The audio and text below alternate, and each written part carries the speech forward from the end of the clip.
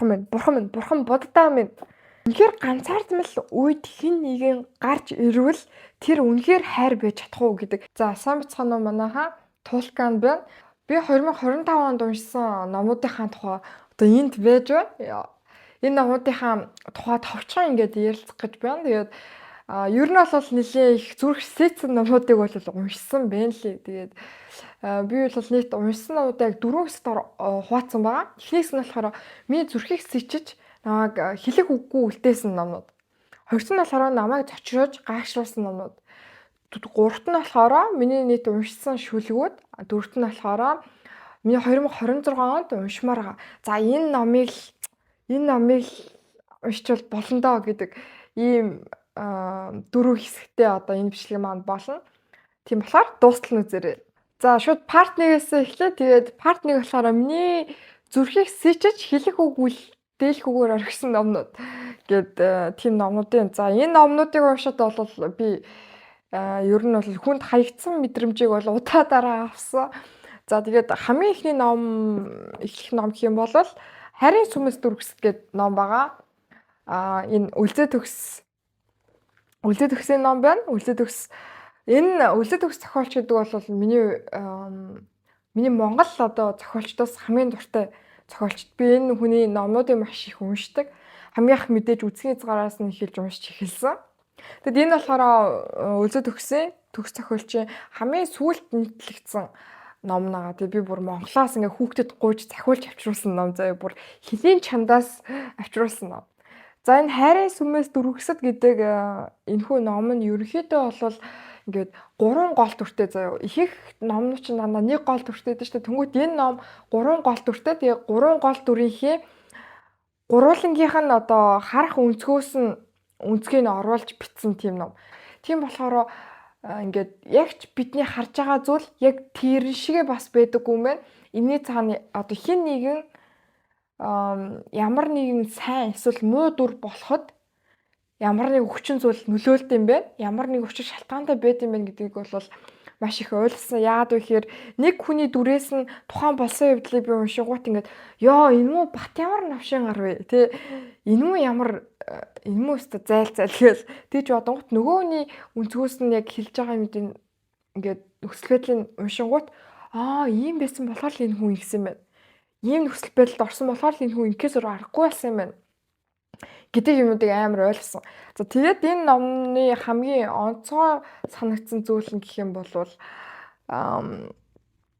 энэ номд амар олон хараалын үг хэлэн заяа. Та нар боддоо үлзээ төгс зохиолч хараалын үг оруулж ингээд яагаад миний зүрхээс сэтсэн бэ гэхээр энэ дотор яг Монголд болдог. Монголч хэлдэггүй ер нь бол бидний амьдралдаг эргэн тойронд болдог тийм хүнд хэцүү зүйлсүүд маш удаан хугацаанд байсаар байгаад тэгээд тэр нь ингээ байх ёстой юм шиг тийм хүмүүс тэр зүйлээ сонсоод яагаад тэгсэн мө гэж сочирдох биш яг ингээ байх ёстой юм шиг болцсон тэр хар муухай зүйлсүүдийг хөндөж битсэн тийм сэдв байсан байхгүй. Жишээлбэл гэр бүлийн хүчирхийлэл гарч байгаа, араар тавилт гарч байгаа, бэлгийн хүчирхийлэл гарч байгаа.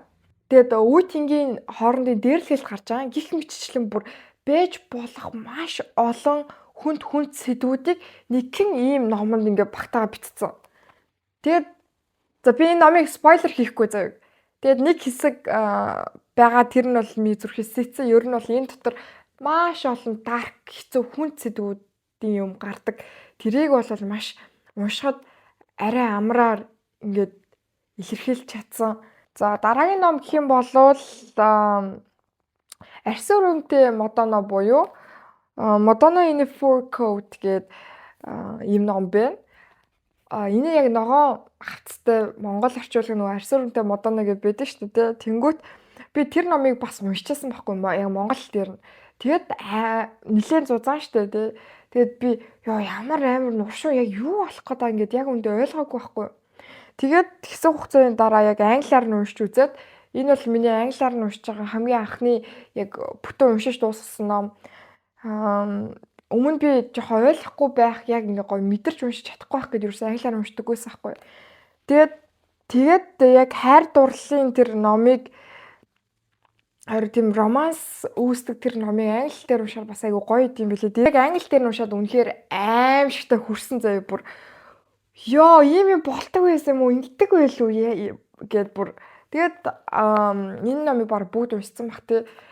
Гол дүрийн залуу буюу ингээд амьдрал бэж боломгүй их ганцаардлыг дээрэс нь өөрийгөө хинт ч хэрэггүй гэсэн яг өөрийгөө үнэлэх үнцэнд байхгүй нэг залуу өөртөө маш их итгэлтэй маш их одоо independent woman гэж ярьдаг шүү дээ. Яг тийм бүсгүүдэд тааралдаад тэгээ тэр хоёрын ер нь бол учрлууд ингээд явагдана гэсэн үг. Тэгээд жинхэнэ зөвхөн буруу цагтаа гэдэг шиг юм болдог.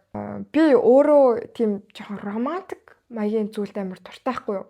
Гэтэ тэр нь ингээд нэг тийм наашил хийсэн хайртай дуртай тийм юм биш заяа. Яг нэг амар сонин учрлаар хүмүүс уулзраад тэндээсээ яаж би болж гин яаж одоо би бинийгээ олж мэдэж таньж авж гин гэдэг тэр одоо тиймэрхүү маягийн романтик зүйлд айгу дуртай байхгүй юу.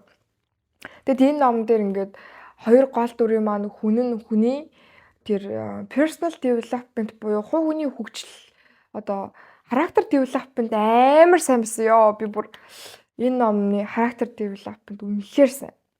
Анх энэ хоёр тухайн номны маань хоёр дүр анх ийм сонин ийм хүмүүс байсан бол одоо дараа нь ийм болж байгаа гэдэг нэг тийм амар том өсөлт анзаарч байгаа. Нөгөөх нь хүнд хайрлуулахаас айдаг байсан бол нөгөөх нь өөртөө итгэх ямар ч итгэлгүй байсан. Тэнгүүт энэ хоёр хүн яаж хоорондоо уусч нэгдэж бие бинийгээ өөрчилж гин гэдэг тэр гайхамшигтай юмыг харуулж чадсан байгаад байгаа хгүй. Тэгээд англиар бичсэн хэсэг нь болохоор ийм монгол шиг тийм амар зузаан биш тийм болохоор уншаад маш гоё байсан. За ми дараагийн уншсан ном гэх юм бол The Belger гэдэг ном байна. Энэ хүн бол ер нь амиа оролтын хатан хаан гэж ер нь яригддаг. Тэгээд ямар хүн бэ гэх юм бол маш алдартай зохиолч хүн байсан. Тэгээд ер нь бол depression буюу сэтгэл зүйн асуудалтай нүүр тулсан. Тухайн зүйлээ давж чадахгүй байжгаад амиа орлсон ийм одоо түүхтэй зохиолч нь одоо бол яг өөрийнхөө тухай ер нь бичсэн тухайн одоо зохиолчийн маань намтар ном гэж одоо ер нь бол хийж болно. Хамгийн сүүлийн ном энэ номоо биччихэд тэгээд амиа орлсон байдаг.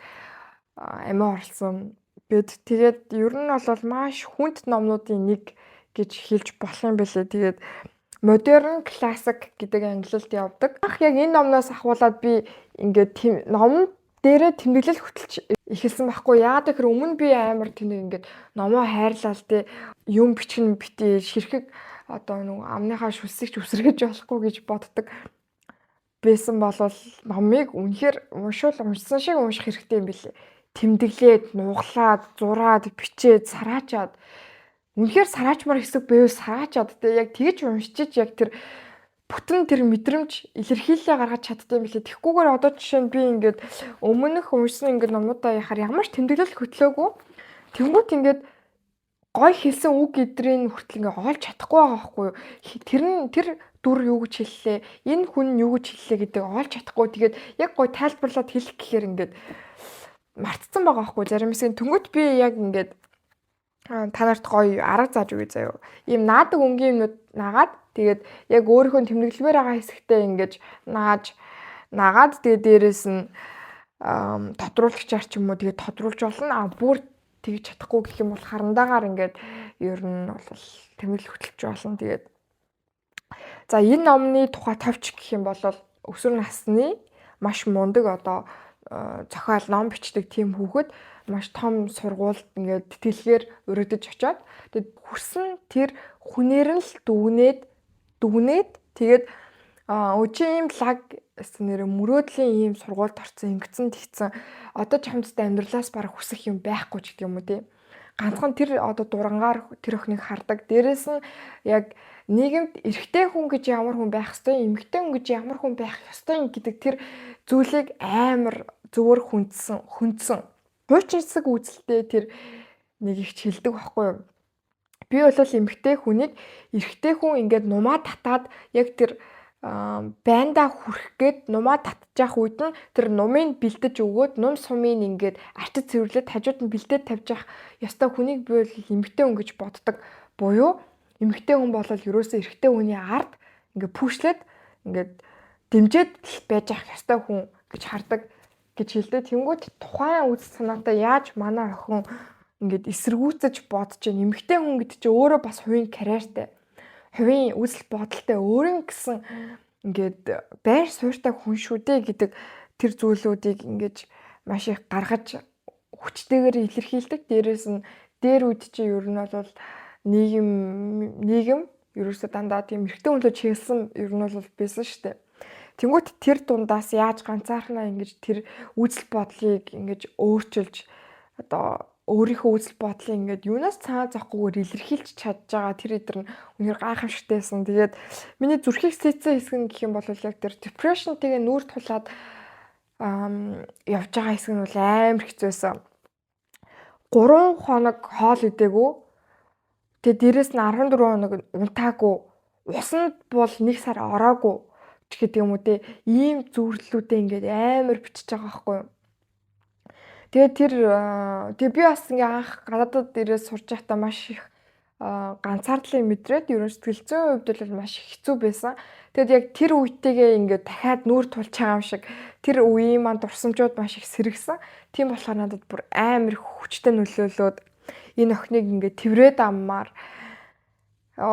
тийм мундаг байгаа шүү. Битээ ингээрээ ингээд уйлмаар уйлаарэ, зоммоор уйл заваараа битээ мэдрэмжээ ингээд эсэргүүцээрээ ингээд тэврээд хажуунд нь ингээд хань болгоор амар их мэдрэмж төрж исэн. Энд дээр бол манай номын маань гол дүрийн охин бол амиа хорлдоггүй. Гэхдээ зохиолч маань өөрөө бодит амьдрал дээр амиа оролцдог. Тэгэж бодохоор бас амар ер нь бол амар үнэхээр аимшигтай нөө. Алдарт Фёдор Достоевскийгийн White Nights гэдэг ийм ном байна. Энэ бол одоо классик ном. Манай гол дүрийн ах нь болохоор бас л маш их ганцаардмал, хэн нэгэнтэй юу ч ярьдаггүй, таньдаг хинч байхгүй, хороо ертөнц дэлхий дээр цорын ганцаардмал хүн. За юу. Гэхдээ тэр хүн нэг зүйлийг хийхээрээ хороо дэлхийн ингээд ер нь киноны гол дүр нь болчдөг. Юу хийх вэ гэхээр мөрөөдөх үедээ. Тэр хүн мөрөөддөг, амар их мөрөөдөнтгийн хүн заяа. Мөрөөдөөл яадаг. Ингээд энэ мөрөөдөлтөө ингээд гол дүр нь мөрөөдөлтөө ингээд хайртай бүсгүйгээ аварж байгаа тэр ханхүүн заяа. Тэгж их мөрөөддөг хүн. Гэтэ бодит амьдрал дээр ерөөсөө тийм биш. Эмэгтэй хүнтэй бараг ярьж үзээгүй. Тэгэд манай ганцаардмал ах маань гудамжаар ивжсэн шинийг уйлж байгаа бүсгүүдэд тааралдаад тэгээд хамгийн анхны удаа яриа өрнүүлж эхэлдэг. Тухайн одоо яриа өрнүүлсэн бүсгүй маань номны 2 дахь гол дүр буюу Настенька гэдэг бүсгүй байгаа. Ах ингээд Настенька гэдэг бүсгүй нэрийг 138 удаа дууддаг заяа. Настенька гэж дууддаг. Тэнгүүд манай ихч манай ахаас хизээч нэрийг асуугаагүй. Тэгээд тэр хоёр ингээд салдаг. Боддоо. Тэгээ яг юуг харуулж байгаа вэ гэхээр ингээд үнэхээр ганцаардмал үед хэн нэгэн гарч ирвэл тэр үнэхээр хайр байж чадах уу гэдэг амар том асуулт надад тулгарсан. Чи ингээд ганцаардсан хинч биш болцсон байх үед хэн нэгэн гарч ирэхэд тэр хүн чиний хайр аль сайн найз чинь үнэхээр мөн үү? Яг тэр хүн гарч ирсэн болохоор л чи хайрлаад байгаа юм эсвэл зүгээр л хэн нэгэн гарч ирсэн болохоор хайрлаад байна уу гэдэг амар том асуулт гарч ирж байгаа байхгүй юу. Тийм болохоор хүн үнэхээр ганцаардсан үедээ ингээд хэн нэгний тусламж, хэн нэгний одоо оролцоог хүсэхгүйгээр өөрөө даван тулсны дараа ямар нэгэн одоо тийм гүнзгий харилцаа хүсэх хэрэгтэй мэн гэдгийг бол би ойлгосон. Яад гэхээр ингээд үнэхээр ёроолтой тулцсан үед хэн нэгэн гараа сунгал ямар сайхан юм бэ, ямар гоё юм бэ гэдэл гараа өргөөл явна штэ. Дээрээс нь бас ийм мөр байдаг байхгүй юу? Сайхан зүйлд өвдөх юм бол тэр өвдөлт муухай биш. Торвоодын ертөнц дээр ганц гарч ирсэн тэр бүсгүй хайчиж байгаа юм чинь тэр хүнд амар их шархалт, амар их бүр ингээд байж боломгүй их өвдөлт мэдрэх нь бол мэдээж хэрэг тийм үү. Тэнгүүт яг үүндээ тэр өвдөлт нь ахад ингээд сайнаар нөлөөлсөн юм шиг надад санагдсан.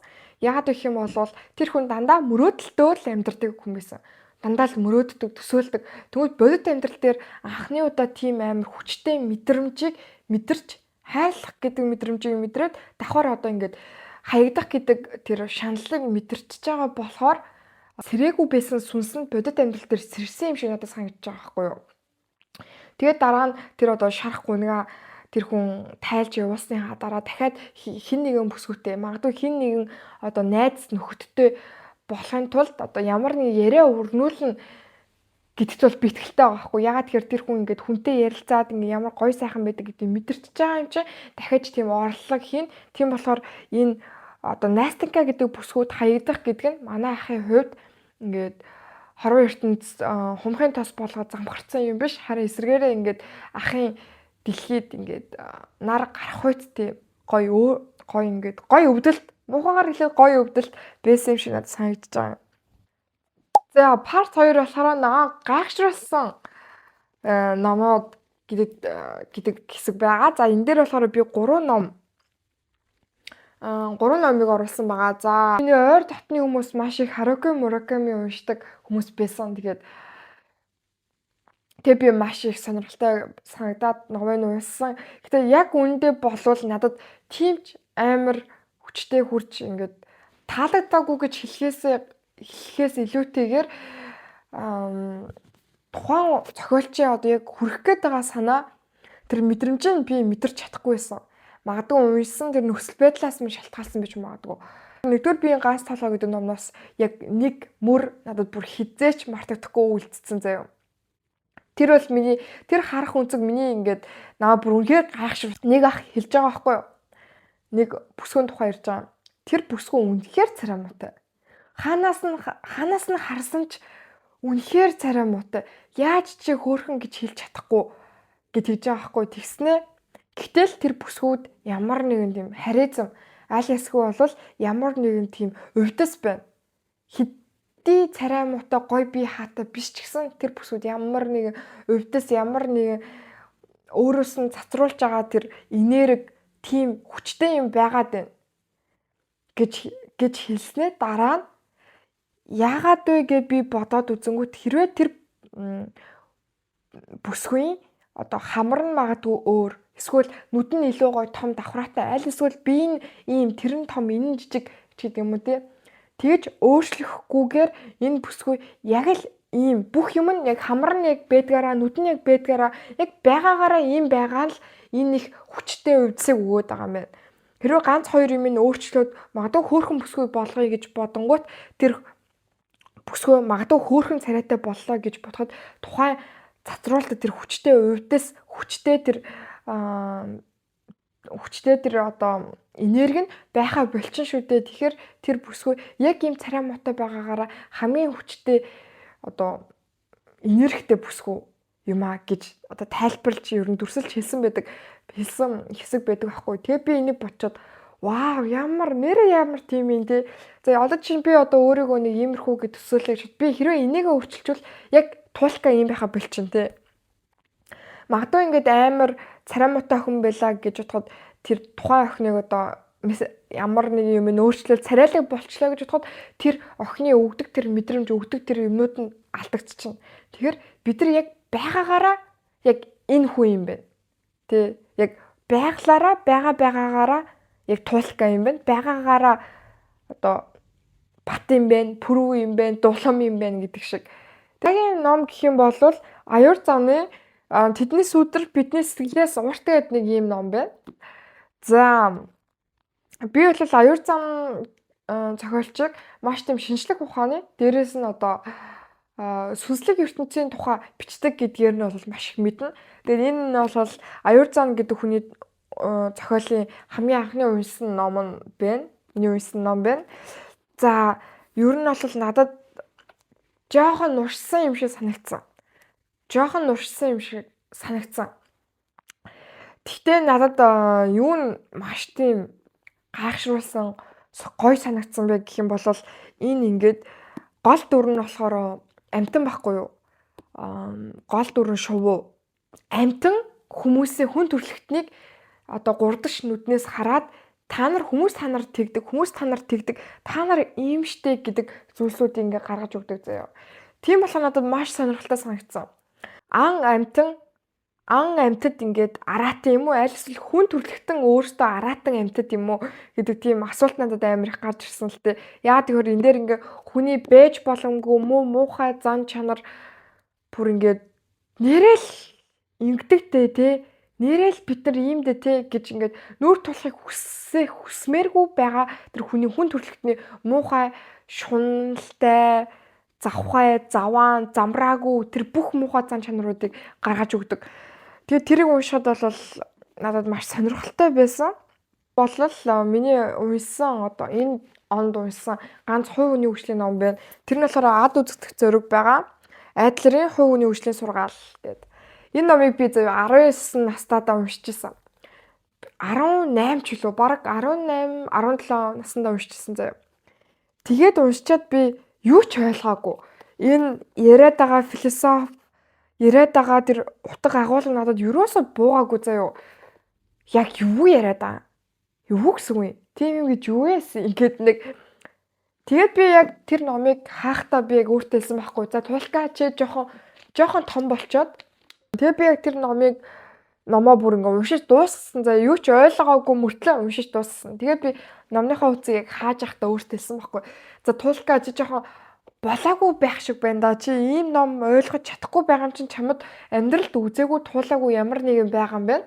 Тэгэхээр тэр чи тухайн зүйлийг давж туулчаад арай жоохон одоо сэтгэхүйн хувьд насанд хүрчээд энэ номыг уншаараа дахиж уншаараа заавал уншаарай гэд би яг өөртөө хэлжсэн заяа. Тэгээд би сая Монгол явах үедээ дахиад яг энэ номоо бүр зорж олж аваад гэрээсээ ухаж хайж олоод тэгээд дахиж уншиж эхэлсэн чинь би зүгээр л бүү вау гайхамшигтай. Вау гэд зүгээр энэ номыг зүгээр нэг унших биш ингээ бүр үнээр зүлгэж унших хэрэгтэй ном. Яагаад гэхээр ингээд хуудас болгондоо ухаарах ойлгох хаяа зарим үгийг ингээд өөртөө сануулж авах хэрэгтэй тийм амар чухал юмуд гарч ирсэн. За надад яг үнээр одоо яг бүр мартагдаагүй сэтгэлд байгаа тэр жишээг хэлээ заяа. Энэ одоо Адлерын хувь нөхцөлийн сургаал дээр ингээд ингэж байгаа байхгүй. Ер нь бол амьдрал гэдэг зүйл чинь өөрөө амар амархан, амар энгийн. Гэхдээ энд юу хэцүү болгоод байдгийг гэхээр ерөөсөө хувь хүн хоорондын харилцаа л хэцүү болгоод байдаг. Бид нар өөрөөсөө л энэ зүйлсүүдийг хэцүү төвөгтэй болгоод байдаг. Гэвч амьдрал чинь өөрөө амар амархан заяа. Амар амархан guys гэдэг яг тэгдэг шиг. Тэгээд энэ дээр нэг жишээ хэлдэг байхгүй. Нэг залуу байгаал юм байл та ингээд гэрээс гарахаас айдаг. Гэрээс гараад хүмүүстэй ярихаас амираадаг. Тийм болохоор ингээд гэртэл байгаад байдаг. Тийм залуугийн жишээ байхгүй. Тэнгуүтлэр гэдэг хүний философоор юу гэж харж байгаа юм бэ гэхээр тэр залуу гэрээс гарахаасаа айгаад аль эсвэл хүмүүс тэр хүнийг ингээд амар хараад шоолоод ингээд байгаадаа биш тэр хүн зүгээр л гармааргүй байгаа болохоор гарахаас залхуураад байгаа болохоро гэрээс гарах айдас гэдэг юмыг үүсгээд байна гэж бүр хэлсэн зөө. Тэр бол үнэхээр аимшигтайсан. Тэгээд дээрэс нь бас ингээд ер нь бол ингэж хэлдэг. Сэтгэл зүйн асуудал гэдэг юм ер нь бол байхгүй. Бид нар өөрсдөө тухайн зүйлийг хиймээргүй, мэдэрмээргүй байгаа болохоор сэтгэл зүйн асуудал гэдэг зүйлсүүдийг гаргаж ирдэг гэж байгаа байхгүй.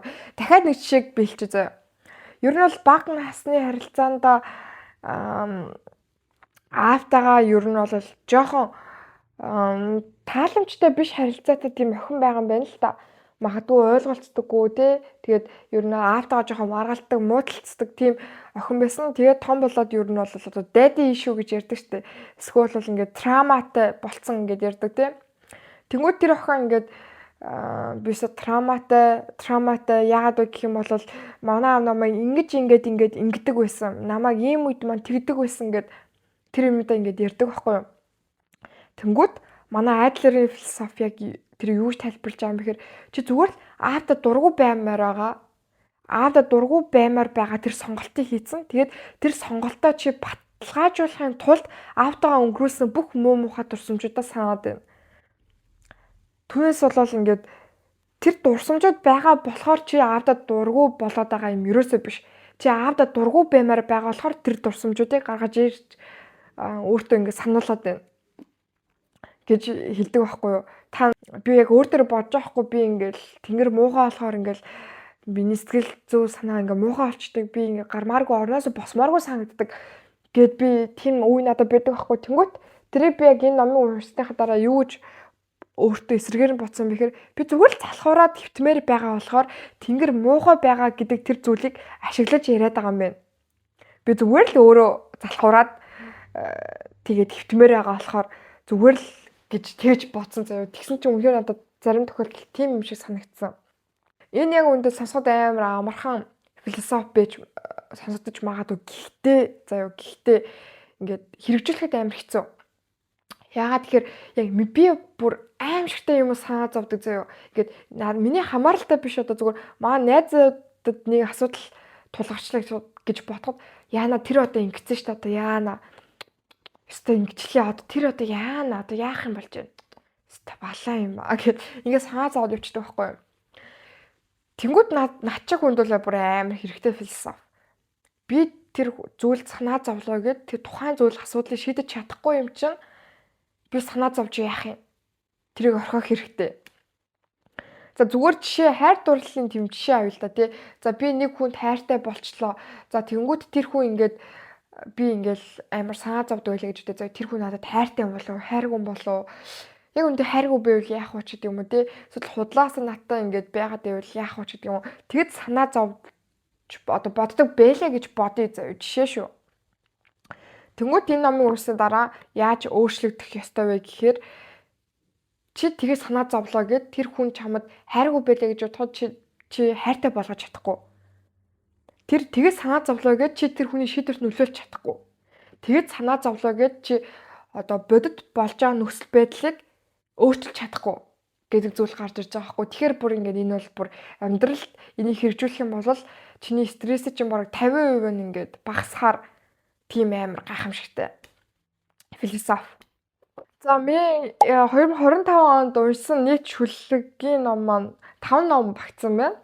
За мэдээж Ариэл буюу Сильви Плат гэдэг тэр Дэ Белжар гэдэг ном бичсэн зохиолчийн маань ингээд Ариэл гэдэг үнэхээр алдартай шүлгийн ном байгаа. Тэгэд энэ ном нь тэгэд ялчгүй яг энэ хүн чинь нөгөө унган англи хэлтэй хүн байхгүй юу? Унган англи хүн тийм болохоор ингээд яг эхэл дээрээ үнэхээр шүлгийг бол зүгээр сараачжээ амар хүнд үг хэллэгүүтэй нэлээд уншихад хэцүү байсан. Тэгээд гэтээ уншихад хэцүү байсан. Гэтээ бүр энэ шүлгийн ном миний номын санд байгаа гэдэгт бол би үнэхээр бурхан минь одоо Цэ Дэлгэрмаа гэдэг ярууны архичийн ном байна. Энэ номыг би яагаад авсан бэ гэх юм бол Начин гээд ярууны архич байдаг штэ. Нөгөө хавчаарны тухай шүлэг гэдэр бичээд амар од болсон. Тэр хүн сторийн дээрээ нэг хэсгийг оруулсан байсан байхгүй. Тэгээд надад амар гой санагдаад шүлгүүдийг ингээд тараад уншаад бас яг миний надад таалагддаг тийм шүлгийн тийм одоо илэрхийлэмж биш юм шиг санагдсан. Яагаад вэ гэхээр хит их гой сайхан үг ашиглах гэж одоо ингээд жоохон хичээсэн маягийн гэх юм уу одоо юу ингэж хэлж болохгүй л хэл та. Хайртай хэмээх үгийн хариуд хайртай биш бас гэж хэлдэгч. Хэлсэн 100 үгнээс илүү хэлээгүй 1000 үгэнд хайр минь бий. Тэнүүчлэн нэгнээсээ төөрч явсан тэр бүх өдрүүдийн гүнд амьсгал минь бий.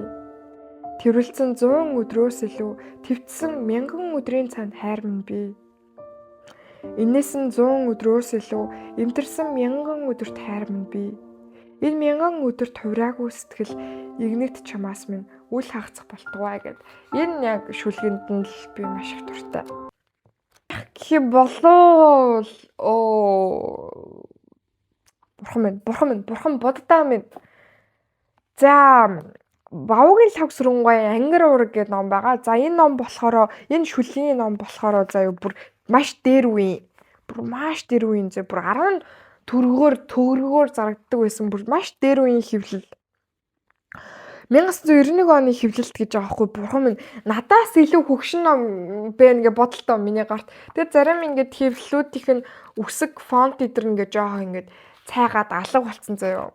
Тэгээд та энэ шүлгийн ном бол үнэхээр агуу ном гэж би боддог. Яагаад вэ гэх юм бол би Бавуугийн Лхагвсран гэдэг хүнийг шүтдэг.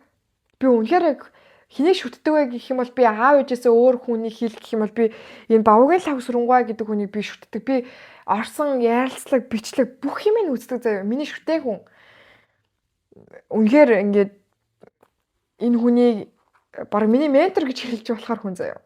Шүлгийн Ангир ураг гэдэг шүлгийн ном нь болохоор маш тийм яг бүр тийм орчин үеийн тэр юм холдохгүйгээр яг тэр дээр үеийнхээ мэдрэмж сэтгэл хөдлөлөөрөө хурж байгаа нь надад амар гой санагддаг. Яг тэр үед ашиглагддаг байсан үг хэллэгүүд, яг тэр үеийн нөгөө нэг хүмүүсийн бичдэг сэдвүүд ер нь бол уул ус.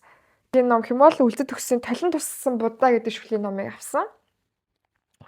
За яалт ч үлдэт төгс гэдэг хүний бүх үлдэт төгс тэгэл Лхагвсрангуй гэсэн энэ хоёр хүний хамаг одоо уран бүтээлээр нь гэрээ дүргэх бол миний одоо хаштын мөрөөдөл. Тэгээд талент туссан Будда гэдэг шүлэг нь ихэвчлэн хайрын одоо шүлгүүд давмгайлсан ийм шүлгийн ном болсон бэлээ. Хичээхгүйгээр ямар гоё чимэглүүр ихтэй юм бичиж байгаа гэдэг нь амар гоё санагддаг.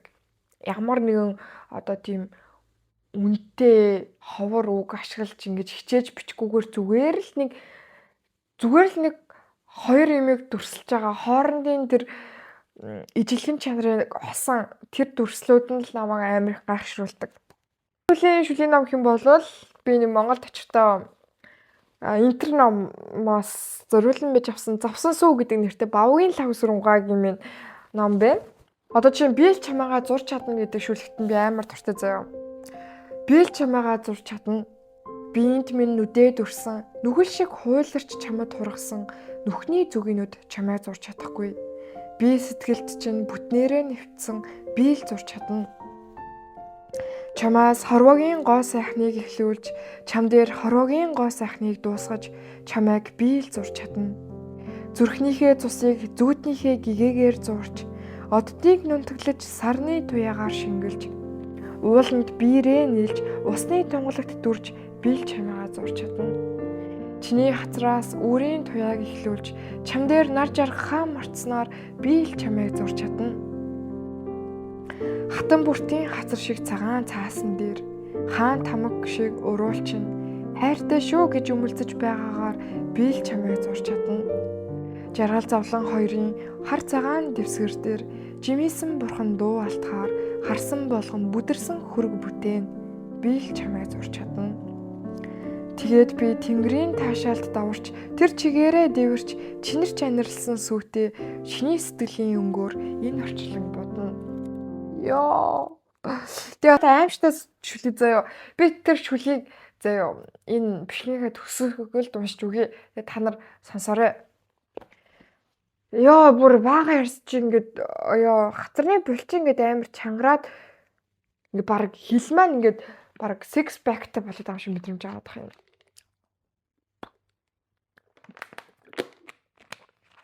За одоо part 4 буюу миний 2026 онд уншихыг хүсэж байгаа wish list-д багтсан номуудаа хэлэх гэж байна. За та нар идрээс ба энэ санаанаас бас хулгай аваад энэ номуудыг уншиж болно шүү.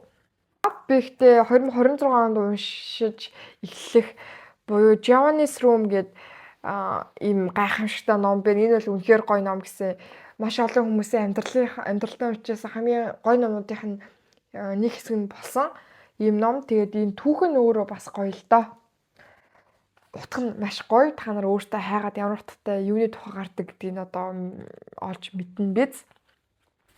За тэгээд дараагийнх нь болохоор Strangers гэдэг ном байгаа. Хамгийн эхлэл хэсэг дээр нь ээж нь үхсэн ч гэсэн ээжийнхээ үхэлт одоо юу ч мэдрэхгүй байгаа. Юу ч ямар ч гуниг ямар ч тийм мэдрэмж мэдрэхгүй байгаа байна гэж эхэлдэг нэг тийм сонирхолтой ном байгаа. Тэр номыг бас уншмаар байна. За тэгээд одоо монголоор болохоор Гимзэм гэдэг тийм одоо жүжиг өдр гардаг штэ. Тэр Crime and Punishment гэдэг номыг уншмаар байна. Тэр бас амар сонирхолтой юм шиг байлаа. Тэгээд би англиар яриач уншиж чадахгүй бах нэлээд хэцүү юм шиг байлаа. Тэгэхээр монголоор гоё уншиг маш их хүсэж байна. Бүр шинтэж орж уншмаар байна. Тэгээд дээрэс нь хувь нэгүслийн номоос гэх юм бол Deep Work гэдэг ном байдаг. Тэр ном нь болохоор яг яаж гүн үйл ажил хийх үү? Яаж одоо маш сайн төвлөрч үр бүтээмжтэй богино хугацаанд үр бүтээмжтэй зүйлийг гараасаа гарах уу гэдэг зүйлийн тухай зааж өгд юм шиг үлээ. Тэр надад маш их хэрэгтэй зүйл. Тэгэхээр би тэр номыг уншина. Дээрээс нь би ингээд нэг тийм ном уншмаар байгаа байхгүй юу? Яг гоё тийм түүхтэй эсвэл гоё шинжлэх ухаанлаг талын тийм мэдлэгээ би маш их сайжруулахыг хүсэж байгаа. Тийм болохоор би тэр тал руу чиглэсэн маш тийм гоё сонирхолтой маягаар бичсэн тийм номыг олж унших хүсэж байна. Аюур зааны нэг мөрт билүү. Аюур зааны одоо шинэ ном гарсан байлээ. Тэр номыг би маш их уншихыг хүсэж байна.